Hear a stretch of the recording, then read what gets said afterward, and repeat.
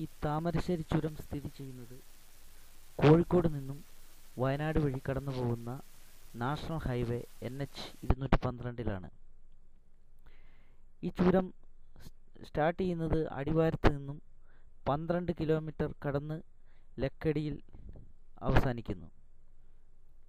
ഇതിന് 9 ഹെയർ പിന്നോടുകൂടിയ വലിയ ഹെയർ പിന്നുകളോടുകൂടിയ ചുരമാണ്.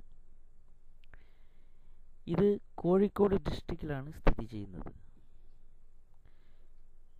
എന്നാൽ ഇതിന് വയനാട് ചുരമെന്നും താമരശ്ശേരി ചുരമെന്നും ഒക്കെ പേര് പറയുന്നു.